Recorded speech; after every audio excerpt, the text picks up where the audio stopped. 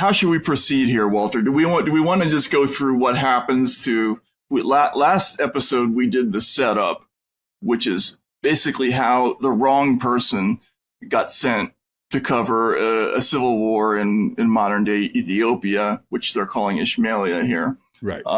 Instead of a famous correspondent named John Courtney Boot, they sent a famous sort of literary writer. They sent the nature writer. What was it called again? Lush Places. The author of the Lush Places feature in the Daily Beast, who writes about badgers, grebes. Well, he didn't write about grebes, but somebody naughtily stuck in the grebe as the replacement for the badger in one of his columns. In fact, he thought he was being called to the press baron's office to answer for that. When he finds out, no, he's being sent to this foreign country with a pretty good stipend, pretty good salary. They even tell him £50 a month, yeah. And they give him specific instructions on how to pad his expense account. When he gets there, like you can, send flowers to your girlfriend and just put it down as materials or something. And then fudge the price you paid and take home 3 more pounds. Right. You can eat for £1 and charge them £5. One thing that in the old days, before maybe salaries got so high for a lot of journalists, and for most they still aren't, expense accounts are all, Oh my God. The pettiness of the world here is one of the running jokes. But after William Boot, the nature columnist, after going into the foreign editor, who's trying to find Reykjavik on a map at the time Boot comes into his office, and he said, I love when he says, it's a problem with these Reykjaviks. There's just so many of them. These foreign capitals with funny names. There was a funny thing. This just came to mind. There was a funny thing last week where Trump asked the president of Liberia why he spoke English, where he learned to speak English so well. Not really. Did he really? Yes. Not realizing that that's the English. English is the official language of Liberia, a country settled by former American slaves. I mean, my God. That's like the museum microaggression. Yeah, right? That's the emoji that's like this. But anyway, with the knowledge that Trump has of Liberia, Boot goes off to Ishmailia, and he teams up with another reporter, kind of like a wire service reporter. Corker, yeah. And they're going to work together, it turns out, which is good because, Boot doesn't know jack. In fact, Boot's only reason for taking the assignment is that he's never flown on an airplane before. He has no desire to go to Africa. He doesn't really know where Africa is. But living out in the country, in the plashy fens with the feather-footed vole, that he writes about so eloquently, lives, he has developed a fantasy about going on an airplane. That's really what gets him to Africa. And he lands, and to me, one of the tour de forces of the book is the description of the government. Now, this is a war-torn country, remember. And he's sent out with instructions about how to cover the war, not just how to approach it, but what the narrative needs to be. Yeah, actually, we should read this because this is very germane to what happens in modern journalism. There is a moment where, before he leaves, where Boot sits down with Lord Copper, who is, he's the Robert Maxwell or who's the equivalent? Murdoch earlier, Rupert Murdoch or whatever. And Copper gives him a speech about before he goes off to war. He says, "With regard to policy, I expect you have your own views. I never hamper my correspondence in any way. What the British public wants first, last, and all the time is news. And then he pauses. Remember that the Patriots are in the right and are going to win. The beast stands by them foursquare, but they must win quickly. The British public has no interest in a war which drags on indecisively. A few sharp victories, some conspicuous acts of personal bravery on the Patriot side, and a colorful entry into the capital. That is the beast policy for the war. And so right after telling him, like, we're not going to interfere in how you write, he tells him exactly what, not only how he's going to write it, but what history is going to be. But Matt, we laugh, but we just covered an incident of this. In other words, exactly. What we just talked about for the first part of the show was basically, here's the story you got to go get. And even if you can't find anything, torture whatever is around to make it happen. And if you think about the beginning of the Ukraine war, was not that the template for the Ukraine war? Like, right, get some heroes, the ghost of Kiev or whatever. Right, the fuck you guys, right? The Pashal Nahui, the boat, right? I mean, this is how the Iraq war started too. The toppling of the statue. Yeah, the rapid entry into the capital, the shock and awe. In other words, Waugh isn't just making this stuff up. This is the actual model for what newspapers prefer to be the story of wars in which the country has an interest. The problem here is they can't decide what Britain's interest in this war is. And that's what's so funny about, and so, yeah, Lord Copper leaves after giving this speech, and poor William, who doesn't know anything about anything, I mean, he's pretty good with badgers, but on all other matters is a little less educated. And by the way, before he leaves, Lord Copper says, we shall expect the first victory about the middle of July. And what's so funny about that is that that's what he actually means by that is we want you to file right around that time. But it's synonymous in his mind with the victory of the Patriot forces. So after Lord Copper leaves, poor William turns to his foreign editor, Stengel, and said, well, there is one thing. You see, I don't read the papers very much. Can you tell me who is fighting in Ishmailia? I think it's the Patriots and the traitors. Yes, but which is which? I don't know that. That's policy, you see. It's nothing to do with me. You should have asked Lord Copper. Who are the good guys? I just need. Can you tell me? I gather it's between the Reds and the Blacks. And then Stengel says, yes, but it's not quite as easy as that. You see, they are all Negroes. Remember, this is an old book, folks, so there's going to be some words that you don't like. And the fascists won't be called black because of their racial pride, so they are called white after the White Russians. And the Bolsheviks want to be called black because of their racial pride. So when you say black, you mean red. And when you mean red, you say white. And when the party who will call themselves blacks say traitors, they mean what we call blacks. And then there's this whole long speech after that is just so incomprehensible that it leaves William in a tizzy, and he doesn't really understand who's who, and which is appropriate because he's going to end up going into a place where neither side is really terribly likable. Okay, Matt, I have an aside here. Because I made a literary discovery here. What year was this book published? It was published 38. in 1938. Okay. Now, I established last week that Evelyn Waugh, George Orwell, Graham Greene, and that whole group were rough contemporaries, and they all had contact with, the upper classes and the government and so on of England, before the war and during the war and so on. And I also noted last time that George Orwell's Ministry of Truth is based on the Ministry of Information of Churchill's government during World War II, the propaganda arm. But I discovered in this book the origins of Orwell's Newspeak. In other words, the rules. That's right. The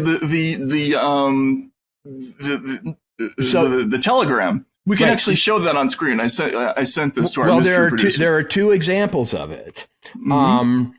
So it happens that this is the days of the telegram. You have to be very simple and, in a way, in your communications, at least very brief, using as few characters as possible. And William Boot gets a telegram from the head office that he doesn't understand. Opposition splashing frontward. Speediest stop. Aiden reported prepared. War-wise, flash facts beast. Now, he has to turn to the old hand to have this interpreted, okay? Can we see that? Then we also have the explanation from Corker. So this is Corker explaining. Shall I tell you what it says? Opposition splashy means that rival papers are giving a lot of space to the story. Frontward speediest, go to the front as fast as you can, full stop. Aiden is reported here to be prepared on wartime footing. Flash facts, send them the details of this preparation at once. Good heavens, said William. Thank you. What an extraordinary thing. It wouldn't have done at all if I'd stayed on at Aiden, would it? Right. No, brother, not at all. Okay. We're getting close to Newspeak, but here we hit Newspeak directly on the head. So a little bit later, the old correspondent tells William to cable the newspaper and say that the story is that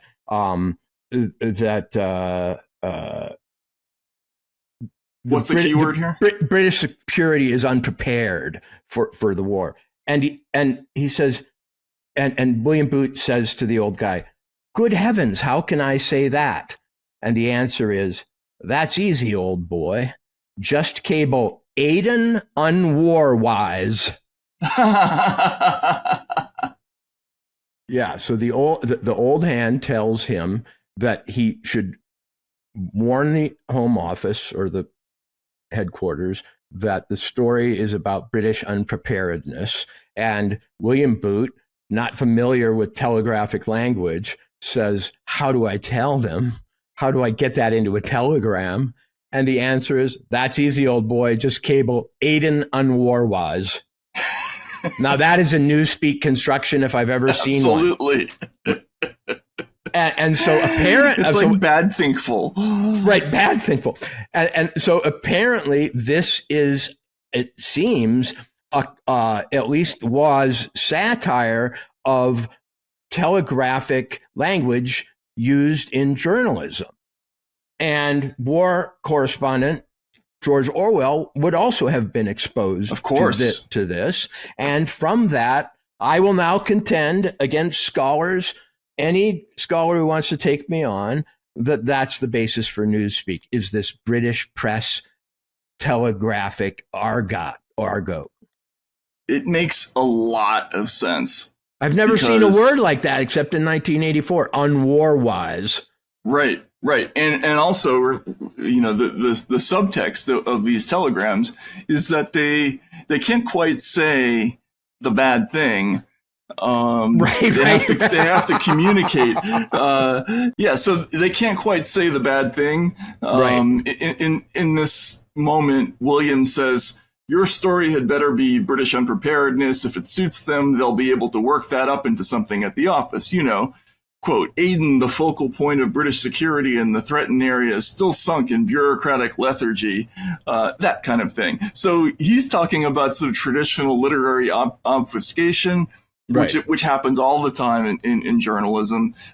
We had a good example of it just today with the reporting on the story we talked about, where the New York Times headline, you know, was administration takes steps to target 2 officials who investigated Trump.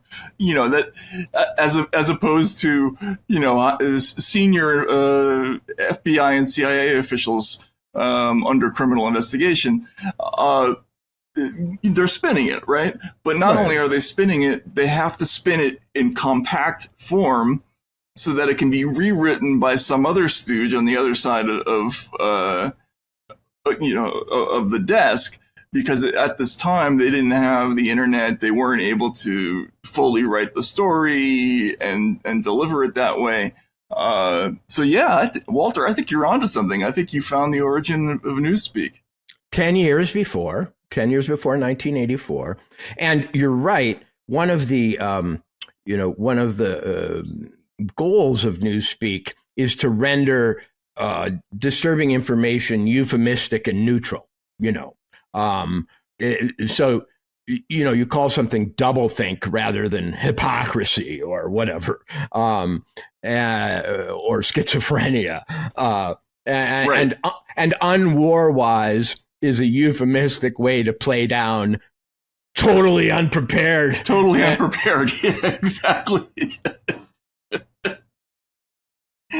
Yeah, criminally incompetent, that kind of thing. But all of which goes to show that Orwell too was a satirist. It's just that he played his satire very much closer to the vest than someone like Evelyn Waugh. But he too had models. He too had institutions and individuals and experiences that he was making private fun of, that all his circle would have known the references for. That's exactly right. And, at this time, remember, every foreign correspondent had to do a lot of those telegrams. I mean, I even had to write telegrams once upon a time. I mean, if you went to a remote enough place in the 80s or early 90s, it wasn't easy to get a full copy transmitted unless you had access to a fax machine. So if you wanted to do it fast, you had to do it by telegram. And so they wrote a lot of these things, and I'm sure there was an advanced, almost, Esperanto-like separate language. I bet they sat around having drinks, translating, all sorts of things like, your wife is having an affair with the home secretary into, wife unlove wise or something, right. Yes, exactly. But Orwell himself, as I remember, after having covered the Spanish Civil War, complained bitterly and earnestly that the news coverage of the war that he saw back home was absolutely made up. I know that he had a moment himself of real epiphany and shock about how completely fictional the coverage of the Spanish Civil War was, having been there himself. And I can't find the quote, but I will absolutely challenge any of you to find it because I know it exists. And really, it's just a matter of mode that Waugh is saying the same thing. And it's funny what you're just talking about now, about how fictional it all was. There's also a connection in this book to Catch-22 that I found. There's a scene where they describe a character named Wenlock Jakes, who's a star American correspondent. And they hate him too because he's rich. Right. Yes. He's the best journalist in the world and also the wealthiest one. And that's to them the same thing. And Corker is talking about him at one point. Here's the way it reads. Many of Corker's anecdotes dealt with the fabulous Wenlock Jakes, syndicated all over America, gets $1,000 a week. When he turns up in a place, you can bet your life that as long as he's there, it'll be the news center of the world. Now, this is going to become a part of the plot, because just like Chief White Half-Oat in Catch-22, the Native American, wherever he sleeps, they discover oil underneath. Right. Wherever Wenlock Jakes goes, war breaks out.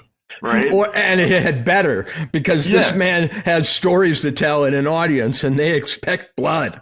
Exactly. And so it's like a combination of Chief White Half-Oat and Milo Minderbinder, who needs some kind of action. No matter what it is, no matter who benefits or whatever, he just, again, this goes back to the theme earlier in the book where, where Lord Copper talks about how we're in favor of governments that are in perpetual opposition to each other. But Wenlock Jakes is going to end up being the symbol of this phenomenon that does really happen. Like when the entire press corps decides that something is going to happen somewhere in the world, it tends to do that. We had a great example with Iraq, with the bombing of Serbia,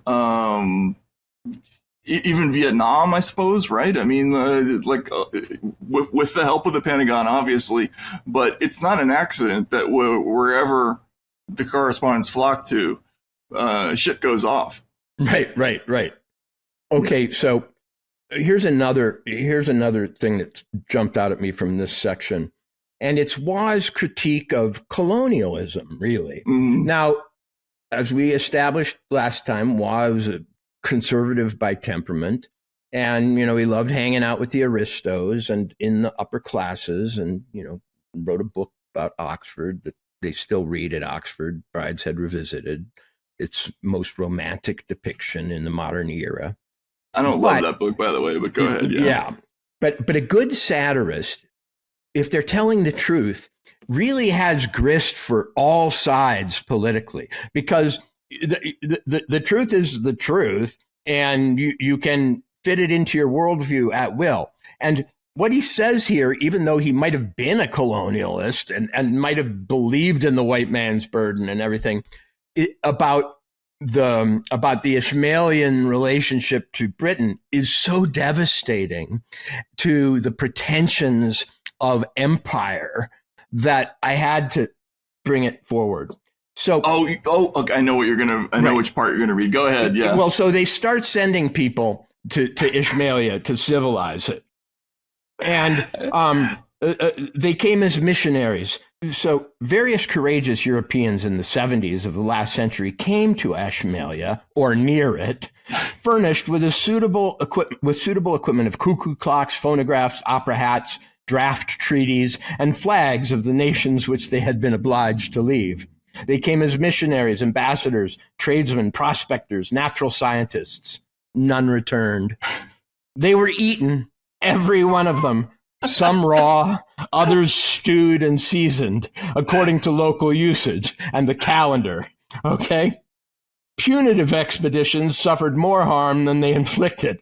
And the 90s and the 90s in the 90s. Yeah, and humane councils prevailed. And this is the part that I think is just so perfect. The European powers independently decided that they did not want that profitless piece of territory, that the one thing less desirable than seeing a neighbor established there was the trouble of taking it themselves. Accordingly, by general consent, it was ruled off the maps and its immunity guaranteed. And here to me is the money sentence. As there was no form of government common to the people, thus segregated, nor tie of language, history, habit, or belief, they were called a republic.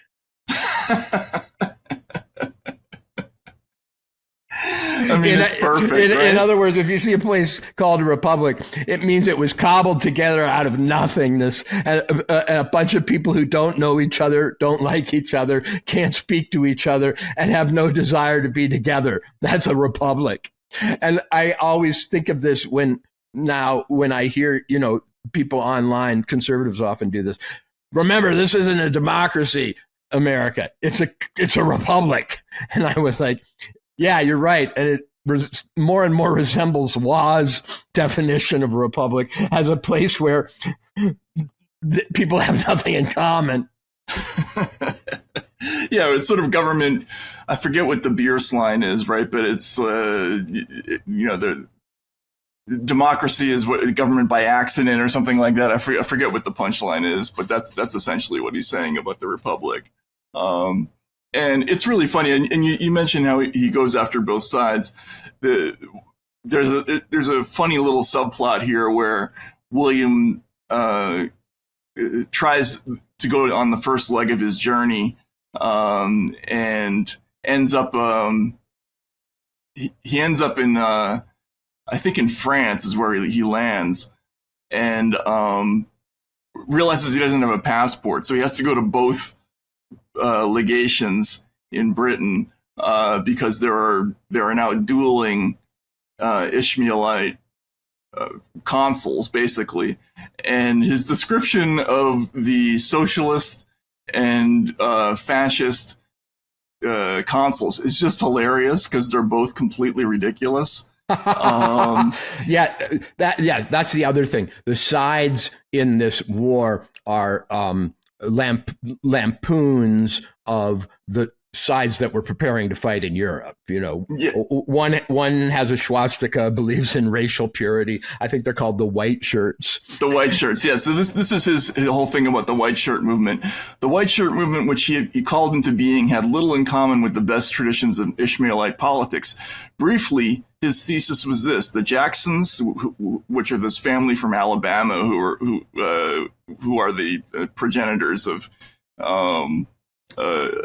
Ishmaelia, were effete, tyrannical, and alien. The Ishmaelites were a white race who, led by Smiles, must purge themselves of the Negro taint. The Jacksons had kept Ishmaelia out of the Great War and had thus deprived her of the fruits of victory.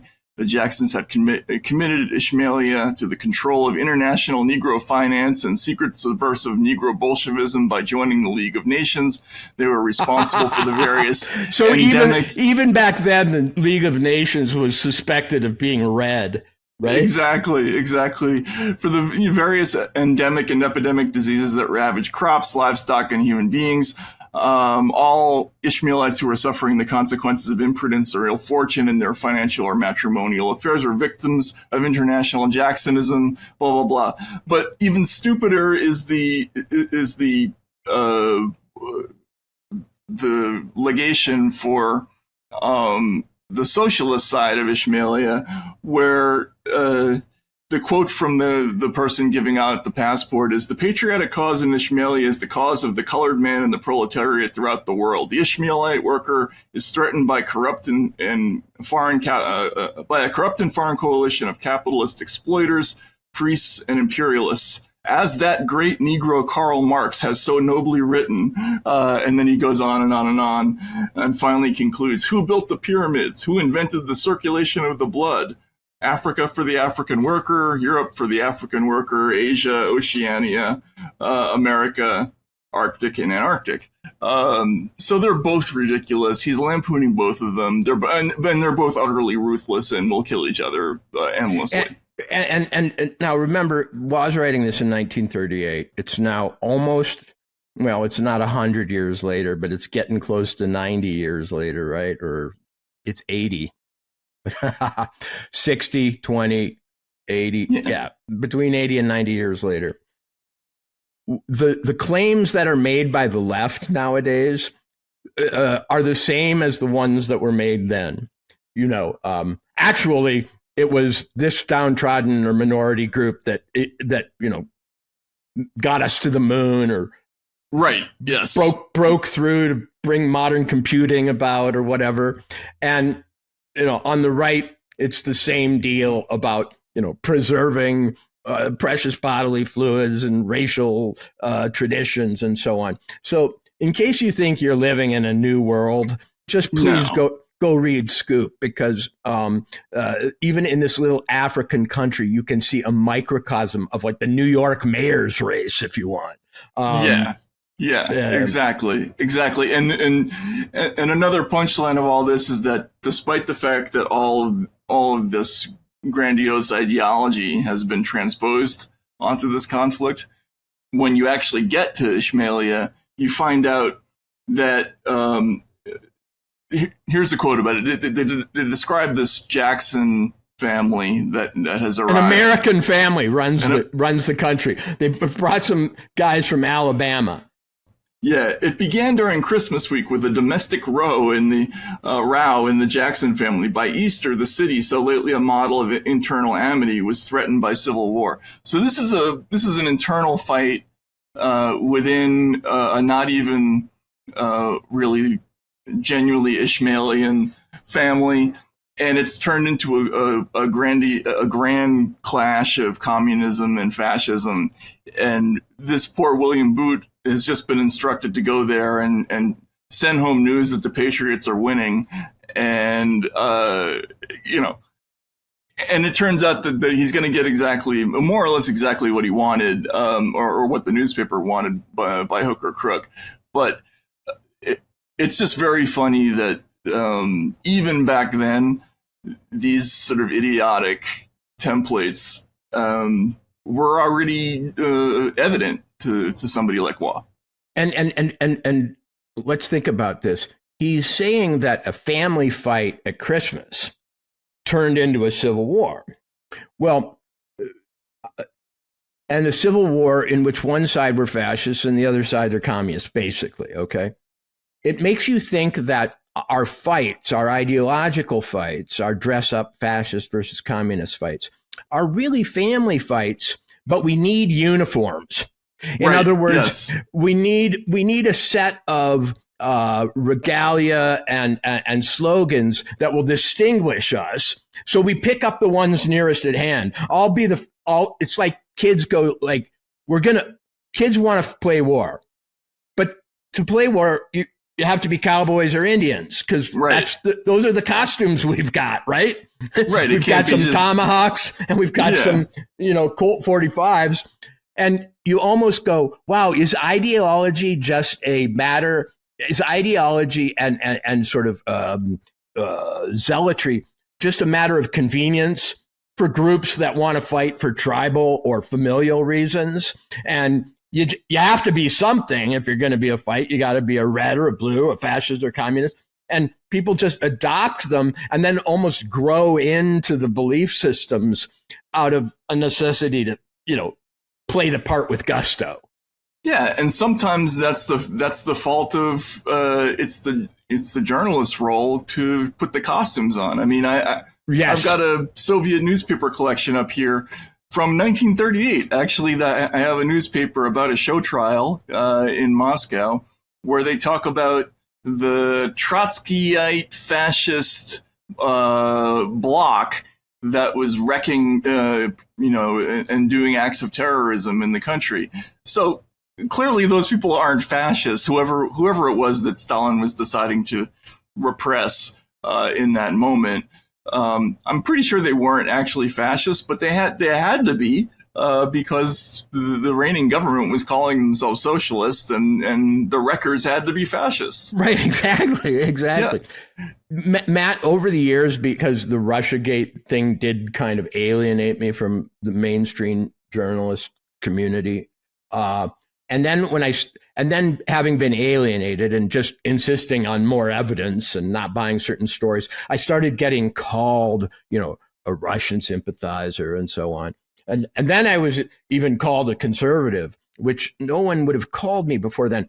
But as you get called names, you start to learn more about the side that you're supposedly on. Right, yes. And it's a weird hypnotic kind of suggestion that drives people into categories that they might not otherwise explore. It's sort of like, if your wife keeps insisting you're an alcoholic and you don't really drink much, you go, well, what's this alcoholic thing? Maybe I'll go to a bar and see what it is. Maybe that drinking is fun. And then you start drinking and you go, well, it has its compensations. I swear that one of the processes that happens with ideological polarization is that it doesn't start as polarization. It just starts as people fighting and being called names. And then they kind of, like a tree that, with a spike in it that grows around the spike, you sort of, okay, if you're going to keep calling me that, I can't dissent every time you do it. So whatever. Yeah, you just give up after a while. And one of the big themes of this book is that everything is predetermined. Everything is a template, right? We know what William goes off and he's appointed with the most preposterously enormous collection of items that one could possibly have. He's got like his own Christmas breakfast, a canoe, clef sticks, that he doesn't even know what those are. Cleft sticks. Yeah. Somebody tells him, back in London, the editor who has hired him for this job is a completely urban character, and he knows that William Booth is a completely rural character. So he kind of tries to bond with him on that. He says something like, "How's the fox hunting going?" And he says, "Well, we don't do that in the summer." And how is the crop and so on. But anyway, somebody recommends that he needs cleft sticks to, I don't know, succeed send in signals Africa. Or something like that. Yeah. And there's that James Bond movie trope in which James is equipped with everything he's going to need to fight the enemy. Right, by Q or whatever it is. By Q. Yeah. The way he's equipped to go to Africa is very funny when he goes, shopping in London. They said, you can just go down to our cleaver and they'll have them make it for it. Like they have somebody who cleaves sticks at the newspaper. So he goes out with this gigantic collection of stuff. They need like a separate. There was a word that I had never heard before, and I'll have to look it up. Chryselephanine? No, it was another one. I'll find it. But basically, we know what the very expensive, rich newspapers are going to write because they've directed their people to mention it. They've already told him exactly how the war is going to go and blah blah blah. And then there's the cheaper, more socialist aligned paper, the 2 pence, and they don't have it. That guy just goes with a typewriter and a lightweight suitcase, and they're going to write one thing, and it's all very predetermined, like what the narratives are going to be before anything even happens. Right. And this is all described in great detail before he even gets to Ishmailia. And then when he finally gets there, the kind of the comedy is that irrespective of what actually happens, all of these forces will pound the war into the desired narratives.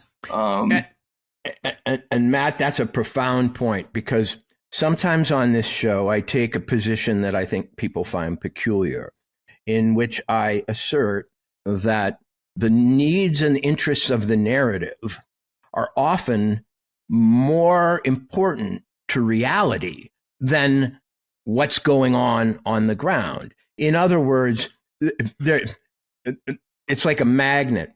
The narrative sort of draws the filings into a shape that they wouldn't have just because it has the power. It is the organizing principle. And I often talk about news stories in which I say, I can see them starting to arrange the events around the narrative that they had already. I mean, it's not that deep an insight, but here we see how even in a war that can happen. And frankly, for all the comedy, it's not that unrealistic. No, and even the idea that wars can start because a correspondent shows up or a certain news outlet shows up expecting a war to start. It's actually Schrodinger's war. The quantum that's physics so funny. idea. I was going to bring up Schrodinger's cat, but go ahead. Yeah. Schrodinger, that is observing something which changes it, which brings it, into position. And it is in the case in this book that observing the war, bringing these correspondents to the scene, causes what they expect to emerge. And writing as though it's emerging anyway causes it to go even further in that direction. And that the dynamic between narrative and events is actually one in which narrative needs often override even totally contradictory events. Yeah. And there's an element there. I think there's something very, very that's buried in the human character that they're trying to get at in this book, which is that people will sort of inexorably drift towards their narrative assignments, whether they like it or not. Right. You just mentioned that before, like your wife calls you an alcoholic, you're not one, but if you say it enough times, you do start to adopt certain behaviors, and people will kind of fall into place. And what they're getting at, I think, in this book, and what Waugh is trying to get at, is that, especially Fleet Street, they have a system for everything. History is written before it happens. Accident is not particularly welcome or interesting to them, and they care a lot more about narrative consistency than they do about getting things correctly. Which is funny because and they will also protect the narrative from falling apart. In other words, I think Waugh, and I'm not a student of Waugh, but I know he was a religious man, and so on, probably believes that human nature is chaotic, sinful, degraded, and vain and awful. Okay, and the job of newspapers and artists and so on is to kind of elevate and organize what he would probably see just a world riddled with original sin and incompetence and so on. And so the final usefulness of nature of these narratives is not just to sell papers back home, but to hide the nature of mankind. In other words, just like you call a country that's basically chaotic and doesn't have anybody who speaks the same language or observes the same religion a republic, you use narratives to pull the chaos and maybe depressing depravity and satanic nature of life into a form you can accept. Yeah, and I think that's what we'll get to next time, because this is really what, when he finally gets there, it's sort of unspeakable atrocities, the worst things that human beings do, and he gets very he digs into all the things that are most contemptible about human beings, but shows how that is portrayed on the other end, right? And what we're willing to drink in, and what we're willing to accept when we read about things that happen on the other side of the world. Gogol once wrote that at dinner parties, no one will ever say, "This glass stinks." They'll always say, "This glass isn't quite nice," or something like that, right? And this is that times a million, right? The news isn't really, it doesn't exist for any legitimate purpose in England except to, provide a little bit of, and there's a definition of it in there by Corker, but it's not there to shock you or to, rouse you to indignation. No, we may do that here for different reasons.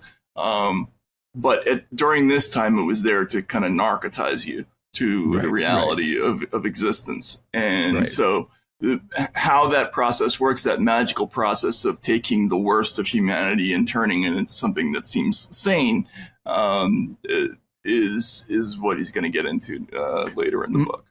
Journalism, much like newspeak, is to take very complicated, anarchic, unpredictable phenomena and sanitize, neutralize, and even sometimes valorize them. In other words, we have a problem with war. It's one of the worst things we do.